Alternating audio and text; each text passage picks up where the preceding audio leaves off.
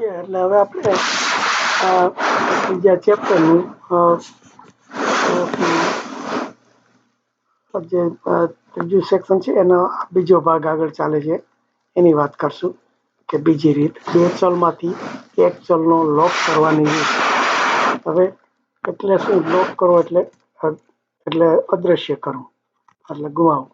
એટલે શું કહે છે કે બે ચલ સંરક્ષણ અન્ય રીત જોઈએ. આ રીતમાં આપેલા સમીકરણોમાંથી કોઈ એક ચલનો લોપ કરી એક એવું સમીકરણ મળીએ જે એક ચલનું સુરેખ સમીકરણ હોય.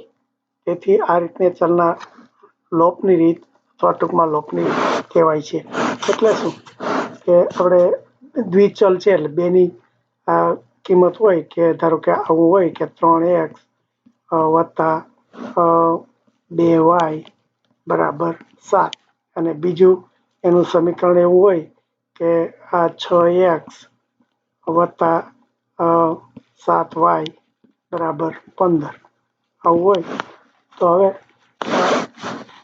આ બેમાં x ને y દ્વિ છે તો એકને આપણે લોપ કરવું હોય જો આને આપણે ડબલ કરી નાખીએ આ બીજું છે એને બધું જ ડબલ 2 થી ગુણ નાખીએ તો શું થઈ જાય આ 6x વત્તા આ 4y વત્તા 14 એટલે આવું થઈ ગયું. એટલે જો આ બેમાં 6x થઈ ગયા પછી આ બેને આપણે જો બાદબાકી કરી નાખીએ કે આ 6x માંથી 6x આ બધાને આ એક સમીકરણમાં બીજું સમીકરણ બાદ કરીએ તો આ 6 એ 6 ઉડી જાય. તો જો પછી આ એટલે એમ કે આ શું થાય કે એક જ ચલ રહીએ પછી એનું આપણને શોધવું પડે એટલે કે આ 7y છે એમાંથી 4y બાદ કરવાને કાઢ્યા તો 3y રહીએ તો 3y બરાબર 15 માંથી 14 કાઢીએ તો 1 રહીએ.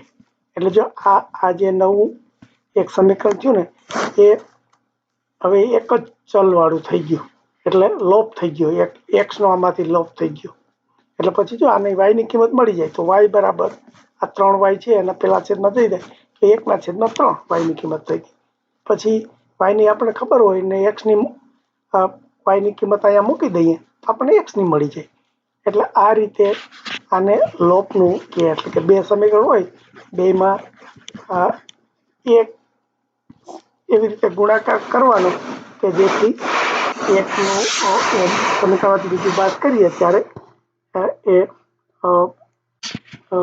એક જ ચલ એમાં બાકી વધે. એટલે